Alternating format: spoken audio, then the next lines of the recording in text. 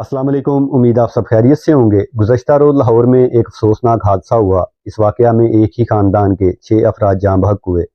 मैंने इस वाक़या पे फ़ौरन से कोई वीडियो नहीं बनाई।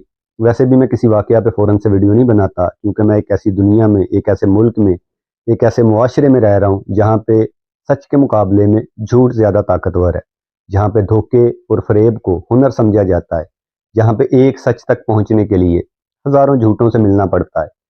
किसी भी वाक़या पे इतनी ज़्यादा बातें सुनने को मिलती हैं, इतना कुछ देखने को मिलता है कि सच और झूठ में फ़र्क करना मुश्किल हो जाता है। इसलिए मैं कोशिश करता हूँ किसी भी वाक़या पे बात करने से पहले तमाम हालात व वाक़यात को समझा जाए, ताकि बाद में अपनी ही किसी बात पे शर्मिंदा ना होना पड़े। इस वाक़या को भी आज तकरीबन 10 से 12 दिन हो गए।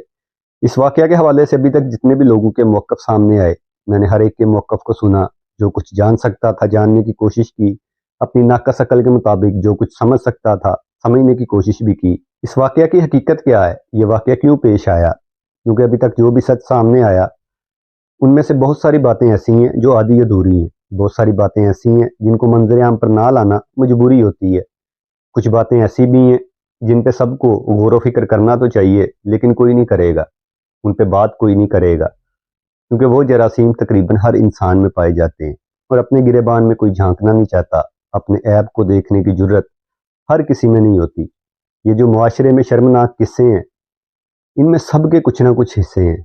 इस वाक़या की बुनियाद की बात करते हैं तो ये जो मुतासरा फैमिली है, इनकी बेटी की शादी थी गालिबन 25 नवंबर को। ये उसी सिलसिले में कुछ रसूमात को अदा करने के लिए बेटी के ससुराल गए थे। वहाँ से वापसी के वक्त इनके साथ ये अफसोसनाक हादसा हुआ। इन लोगों के साथ इनकी औरतें भी मौजूद थीं, यानी इनकी बहन बेटियां। इस सफनान नामी लड़के की वहाँ से वापसी के वक्त या रास्ते में न जाने कैसे इन पे नज़र पड़ी, यानी इनकी औरतों पे, इनकी बहन बेटियों पे इसकी नज़र पड़ी। इसने उनका पीछा करना शुरू किया। रास्ते में इसने उनको हिरासा करने की कोशिश भी की। मैं लफ्ज़ हिरासा इस्तेमाल कर रहा हूँ, लेकिन हकीकत में जब कोई भी कमीना किसी की माँ बहन बेटी पे बुरी नज़र डालता है तो उसको हरामज़दगी कहते हैं। तो ये भी वही कर रहा था। दूसरी गाड़ी चलाने वाले लड़के ने इस अफनान को चलती गाड़ी से ही रोकने की कोशिश की, उसको समझाने की कोशिश की, इशारों की ज़ुबान में या जिस भी ज़ुबान में, लेकिन अफनान बाज ना आया। और कोई भी मर्द ये बर्दाश्त नहीं करता कि उसकी मौजूदगी में उसकी औरतों से, उसकी बहन बेटियों से कोई कमीना छेड़खानी करे। तो उस लड़के ने भी इस अफनान की गाड़ी को रोका। गाड़ी रोकने की कोशिश में इस लड़के की गाड़ी की टक्कर अफनान की गाड़ी से हो गई। वहाँ पे इनका बहस-ओ-मुबाहिसा शुरू हुआ। बहस-ओ-मुबाहिसा झगड़े में बदला। इनका झगड़ा शिद्दत इख्तियार ना करे, इसलिए वहाँ पे जो गाड़ी में मौजूद बड़े लोग थे, इन लोगों ने इनका झगड़ा ख़त्म करने की कोशिश की। अफनान को समझाने की भी कोशिश की और झगड़ा ख़त्म करके ये लोग वहाँ से निकलने लगे। तो वहाँ से दोबारा निकलते वक्त अफनान ने दोबारा इनके पास गाड़ी रोकी और उस लड़के से मुखातिब होकर कहा कि तुमने मेरी गाड़ी को टक्कर मारी है, अब मैं तुम्हें बताऊंगा गाड़ी को टक्कर कैसे मारते हैं। यही से असल मसला शुरू होता है, यही इस वाक़या की बुनियाद है।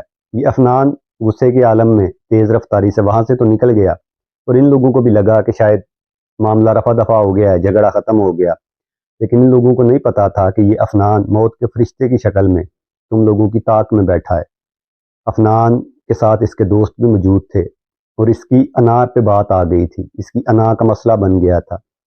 एक सस्ती गाड़ी वाले ने इसकी महंगी गाड़ी को टक्कर मारी थी। एक अमीरजादे के साथ कम पैसे वालों ने बदतमीजी की थी। दोस्तों के सामने इसकी बेइज्जती हुई थी। अगर ये अपना बदला ना लेता तो इसका भरम कायम नहीं रहना था। इसलिए इसके अंदर की पैसे की खुमारी, इसकी अना, इसका गुस्सा, दोस्तों के सामने शर्मिंदा होने का खौफ, ये सारी चीज़ें इसको बेचैन कर रही थी। इसलिए ये उनकी ताक में बैठ गया कि कब ये लोग इसके निशाने पे आएँ और ये अपना बदला ले सके। और आखिरकार वो वक्त आया कि ये लोग अफनान के निशाने पे आ गए। इसने दौलत के नशे में, बदले की आग में इन लोगों को तेज़ रफ्तार अपनी गाड़ी से टक्कर मार दी और 6 इंसानी जानों को कुचल के रख दिया। असल में इस वाक़या की वजह, इस वाक़या की बुनियाद पैसे की खुमारी, अना, गुस्सा, दोस्तों के सामने भरम कायम करना थी। तो ये कोई हादसा नहीं था, ये सोचा समझा बदले की आग में, दौलत के नशे में किए गए 6 कत्ल हैं।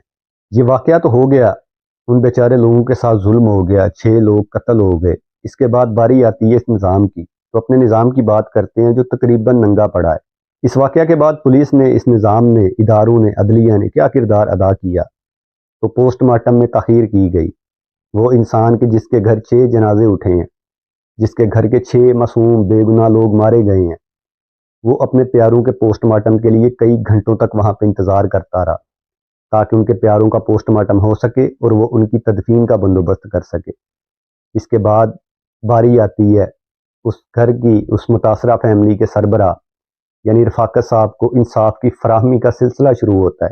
وہ انسان کے جس کا جوان بیٹا، جس کی بہو، اس کا داماد، اس کی نواسی، اس کا پوتا، ان سب کی آنکھیں اس ایک شخص کی آنکھوں کے سامنے ہمیشہ کے لیے بند ہو گئیں، جس کے گھر 6 جنازے اٹھے ہیں، جس کے کندھوں پہ اتنا زیادہ بوجھ ہے، 6 جنازوں کا بوجھ اٹھا کے وہ انسان اپنے پاؤں پہ پتہ نہیں کیسے کھڑا ہے۔ اب اس کو اداروں میں، عدالتوں میں، تھانوں میں دھکے کھانے پڑیں گے، اس کو دوڑایا جائے گا، اس کو ذلیل کیا جائے گا۔ اور دوسری طرف یہ لڑکا عفنان جس نے 6 قتل کیے ہیں، اس کو تھانے میں کرسی پہ بٹھا کے بڑے احترام اور عزت کے ساتھ اس کو بیٹا بیٹا کہہ کے مخاطب کیا جائے گا، بڑی عزت کے ساتھ اس سے بات کی جائے گی، اس کا بیان ریکارڈ کروایا جائے گا۔ اور وہ انسان جس کے گھر 6 جنازے اٹھے ہیں، اس کے ساتھ تفتیشی افسر بدتمیزی کرے گا، جو کام فون پہ ہو سکتا ہے اس کے لیے بھی اس کو تھانے آنے کا بولا جاتا ہے۔ اس کو کہا جاتا ہے کہ میں تمہارے باپ کا ملازم نہیں ہوں، تو سر آپ ان کے بھی ملازم ہیں، ان کے باپ کے بھی ملازم ہیں، آپ میرے بھی ملازم ہیں اور میرے باپ کے بھی ملازم ہیں، ہم لوگ آپ کو ٹیکس دیتے ہیں، ہماری ملازمت کے لیے ہی آپ کو نوکریوں پہ رکھا گیا ہے، تو آپ ہم سب کے ملازم ہیں۔ خیر اس تفتیشی افسر کو اور ایک اور پولیس والا ہے جو مدعی کی ہمدردی کرنے کی بجائے ملزم کے اعلی کار بنے ہوئے تھے، ان 2 لوگوں کو فی الحال کے لیے معطل کر دیا گیا ہے، نہ جانے کب تک یہ لوگ معطل رہیں گے۔ لیکن میرا ایک سوال ہے، کیا اس نظام میں، اس سسٹم میں یہ 2 لوگ ایسے ہیں، یعنی یہ 2 لوگ، یہ 2 پولیس والے ایسے ہیں جو ملزم کے اعلی کار بنتے ہیں، جو ایک ایسے انسان کے ساتھ بدتمیزی کرتے ہیں جس کے گھر کے 6 لوگوں کو، بے گناہ لوگوں کو قتل کیا گیا ہے، اور جس نے قتل کیا ہے اس کے لیے وہ سہولتیں فراہم کریں؟ کیا یہ 2 لوگ بس ایسے ہیں؟ اگر یہ 2 لوگ بھی ہیں تو یہ 2 لوگ کس کے زیر سرپرست ہیں؟ یہ کس کی نگرانی میں کام کر رہے تھے؟ ان کی تربیت کون کر رہا تھا؟ یہ سب کچھ، اتنی شفافیت، اتنا سنگ دل، یہ لوگ کیسے بن گئے؟ ان کی تربیت کس نے کی؟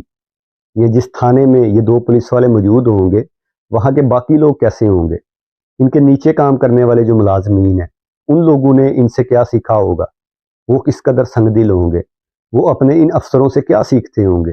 یا جو کچھ ان 2 لوگوں نے کیا، ان 2 پولیس والوں نے کیا، انہوں نے کس سے سیکھا ہوگا؟ تو یہ بڑی لمبی کہانی ہے۔ خیر اب پولیس کے بعد باری آتی ہے ہماری عدالت کی۔ عدالت میں رفاقت صاحب کے ساتھ کیا سلوک کیا گیا؟ تو عدالت میں بھی رفاقت صاحب کو کئی گھنٹوں تک انتظار کرنا پڑا۔ وہ انسان کہ جس کے گھر کے 6 لوگوں کو مارا گیا، ان کا قتل کیا گیا، جس کو اپنے گھر میں موجود ہونا چاہیے، لوگ تعزیت کے لیے آ رہے ہیں، وہ عدالتوں میں دھکے کھا رہا ہے۔ وہ عدالت میں ایک ایسے انسان کا انتظار کر رہا ہے 4 گھنٹوں تک جس نے اس کے خاندان کے 6 لوگوں کو مارا ہے۔ 4 گھنٹے کی تاخیر کے بعد ملزم عفنان کو عدالت میں پیش کیا جاتا ہے۔ کمرہ عدالت میں جج صاحب تفتیشی سے پوچھتے ہیں کہ یہ لڑکا کون ہے؟ تو تفتیشی ان کو بتاتا ہے کہ وہ جو ایکسیڈنٹ میں 6 لوگ مارے گئے ہیں، یہ وہی لڑکا ہے۔ تو آگے سے جج صاحب کہتے ہیں کہ اس لڑکے کو کرسی پہ بٹھاؤ، میں نماز پڑھ کے آتا ہوں۔ تو جج صاحب آپ 6 لوگوں کے قاتل کو کرسی پہ بٹھا کے جا رہے ہیں۔ اسی کمرہ عدالت میں وہ شخص بھی کھڑا تھا جس کے خاندان کے 6 لوگوں کو مارا گیا ہے، جس کے خاندان میں 6 جنازے اٹھے ہیں، وہ آپ کو نظر نہیں آیا؟ وہ بھی اسی عدالت میں تھا، اسی کمرے میں تھا۔ اس باپ نے، اس انسان نے گلہ کیا ہے آپ سے کہ آپ نے اس سے تعزیت نہیں کی۔ ہو سکتا ہے کہ جج صاحب کی ذمہ داریوں میں شامل نہ ہو کہ وہ لوگوں سے تعزیت کرتے پھریں، لیکن پھر جج صاحب کی ذمہ داری میں یہ بھی شامل نہیں تھا کہ 6 لوگوں کے قاتل کو وہ کرسی پہ بٹھا کے جاتے۔ جس 6 لوگوں کے قاتل کو آپ کرسی پہ بٹھا کے جس خدا کی نماز پڑھنے کے لیے آپ گئے ہیں نا، رفاقت صاحب بھی اسی خدا کے بندے ہیں۔ اسی خدا نے کہا ہے کہ میں حقوق اللہ تو معاف کر سکتا ہوں لیکن حقوق العباد معاف نہیں کروں گا۔ تو آپ کو اس بات کو مد نظر رکھنا چاہیے تھا، انسانیت کے ناطے اس شخص سے تعزیت کرنی چاہیے تھی۔ اگر نہیں کر سکتے تھے تو اس کے خاندان کے 6 لوگوں کا قتل کرنے والے کو اس کے سامنے کرسی پہ بٹھا کے اس کا مزید دل نہیں دکھانا چاہیے تھا۔ عدالت میں رفاقت صاحب پہ جملے کسے گئے، ان کو یہ احساس دلایا گیا کہ تم نے غلط نظام میں غلط لوگوں سے پنگا لے لیا ہے۔ بے شک تمہارے 6 لوگ مارے گئے ہیں، تمہارے 6 لوگوں کا قتل کیا گیا ہے، لیکن تم ہماری برابری نہیں کر سکتے، تمہیں یہاں پہ انصاف نہیں مل سکتا۔ باقاعدہ ان پہ جملے کسے گئے۔ غالباً 11 لوگوں کی ٹیم، وکلا کی ٹیم موجود تھی جو عفنان کی طرف سے آئے تھے۔ ان کے آنے کا مقصد کیا تھا؟ کیا 11 وکیلوں نے کیس لڑنا تھا؟ نہیں، ان کے ہجوم کا مقصد یہ تھا کہ مدعی کو پریشرائز کیا جائے، ان کو یہ احساس دلوایا جائے کہ ہم بڑے طاقتور لوگ ہیں، اور سچ میں وہ طاقتور لوگ ہیں۔ وہ آگے چل کے میں آپ کو بتاتا ہوں کیسے۔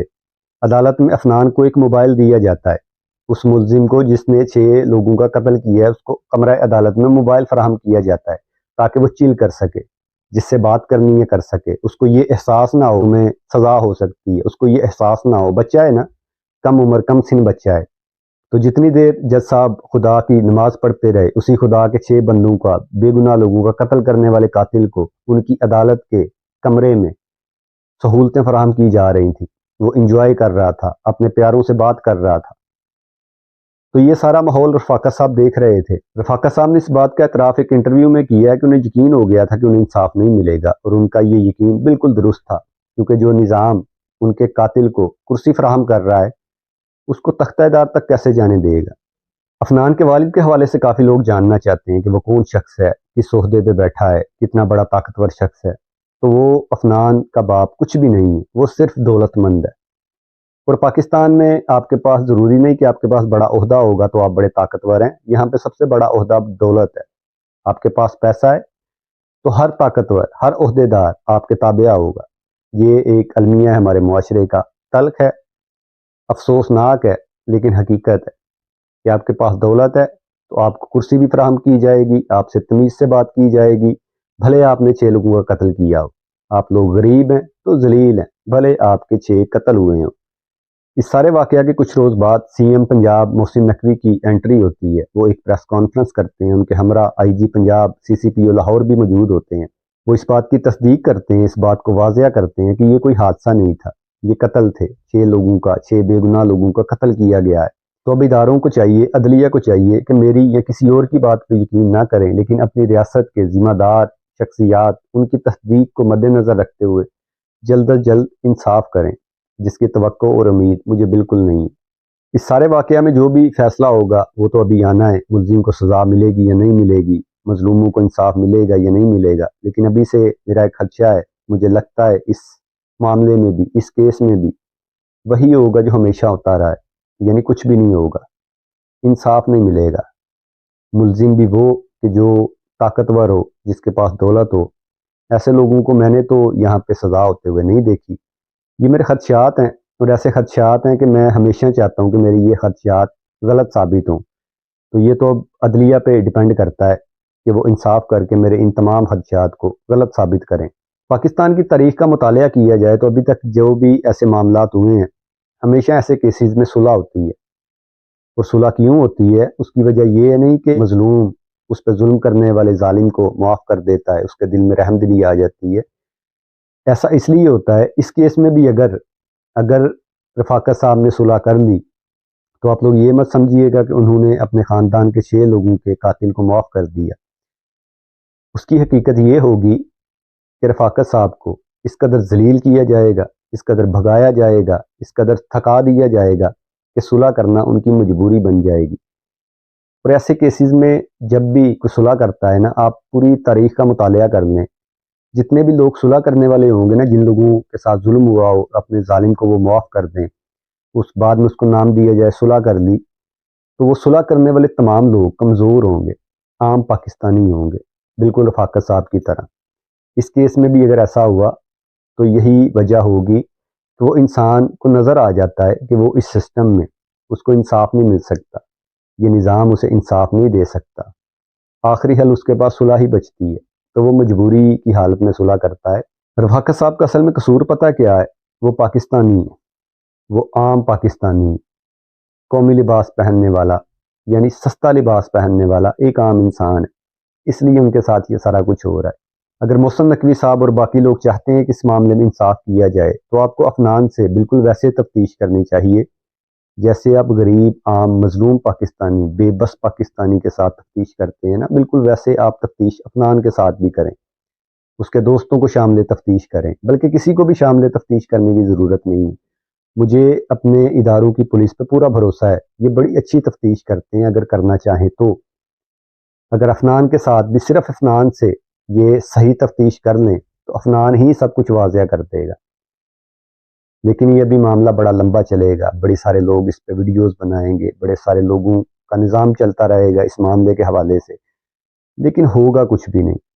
کچھ روز گزرنے کے بعد اس واقعہ کے بارے میں بات ہی کوئی نہیں کرے گا، کوئی بولے گا نہیں۔ ہمیشہ کی طرح آپ پہلے جتنے بھی واقعات ہوئے ہیں ان کو ذرا دیکھ لیں، کتنا شور مچایا گیا ان واقعات پہ۔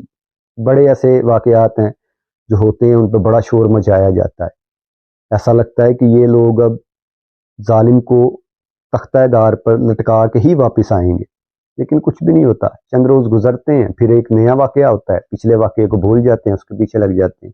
اس کے ساتھ بھی یہی کچھ ہوگا، کچھ بھی نہیں ہوگا۔ لیکن ہمیشہ کی طرح اس بار بھی اگر عفنان کو سزا نہ دی گئی تو پھر یہ ظلم کی داستانیں رکیں گی نہیں، یہ بڑھتی جائیں گی، جیسا کہ تاریخ میں چلتا آ رہا ہے۔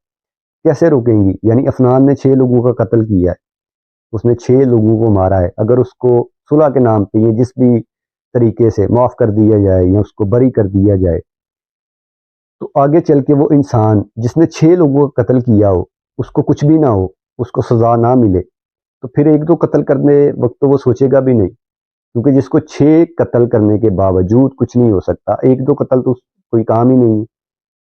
باقی جتنے بھی لوگ ہیں نا جو ایسے واقعات سے کچھ سیکھنا چاہتے ہیں، جن کو سبق حاصل ہو سکتا ہے اگر انصاف ہو، تو اگر عفنان کو سزا نہ ہوئی، وہ بری ہو گیا باقی لوگوں کی طرح، جیسے کہ اس معاشرے میں بے شمار ایسے قاتل ہیں، بے شمار ایسے ملزم ہیں جو جیلوں میں ہونے چاہیے، جن کو سزا ملنی چاہیے تھی، لیکن وہ دندناتے پھر رہے ہیں۔ عفنان بھی اگر اسی فہرست میں شامل ہو گیا نا تو پھر باقی لوگ بھی جن لوگوں نے سبق حاصل کرنا تھا نا، وہ بھی کسی کو کچلنے سے پہلے یہ نہیں سوچیں گے کہ اس ملک میں عدالتیں ہیں، کوئی نہیں سوچیں گے اس ملک میں پولیس ہے، اس ملک کا ایک نظام ہے، یہاں پہ ایک ریاست ہے، کسی کو کچلنے کی سزا مل سکتی ہے، اس کو گرفتار کیا جا سکتا ہے، اس کو تختہ دار پر لٹکایا جا سکتا ہے، وہ نہیں سوچے گا۔ وہ کسی کو کچلنے سے پہلے اس کے ذہن میں یہ ساری چیزیں نہیں آئیں گی، بلکہ اس کے ذہن میں عفنان آ جائے گا، پھر وہ کسی کو کچلنے میں ذرا دیر نہیں لگائے گا۔ اس بچے کے حوالے سے کہا جا رہا ہے، عفنان کے حوالے سے، کہ یہ کم سن ہے، یہ کم عمر بچہ ہے، تو حقیقت میں یہ کم سن نہیں، کم ظرف بچہ ہے۔ اس کم ظرف بچے نے 6 زندگیوں کو کچلا ہے۔ ظالم کے ساتھ رحم، مظلوم کے ساتھ مزید ظلم ہے۔ ہمارے ہاں ظلم پتہ کیوں نہیں رک رہا؟ کیونکہ انصاف ہی نہیں ہوتا۔ انصاف ہوگا تو ظلم رکے گا۔ کسی کے ذہن میں نہ عدالتوں کا خوف ہے، نہ پولیس کا خوف ہے، نہ کسی اور چیز کا خوف ہے، کیونکہ ہر ایک کسی کو لگتا ہے کہ اس کی جیب میں پیسہ ہے یا اس کے پیچھے کوئی کرسی والا بیٹھا ہے جس کے پاس بڑا پیسہ ہے، تو پھر اس کو 6 قتل کرنے کے بعد بھی کرسی فراہم کی جائے گی۔ اس حادثہ میں جتنے بھی لوگ مارے گئے ان تمام لوگوں کی اللہ مغفرت فرمائے، ان کے لواحقین کو صبر جمیل عطا فرمائے۔ اللہ کرے کہ ان کو انصاف مل سکے اس دنیا میں، لیکن یہاں نہ ملا تو آخرت میں تو ضرور ملے گا۔ اللہ میرے ملک کو ہمیشہ اپنے حفظ و امان میں رکھے، اللہ تمام ظالمین کو نیست و نابود کر دے۔ ملتے ہیں نیکسٹ ویڈیو میں، اللہ نگہبان۔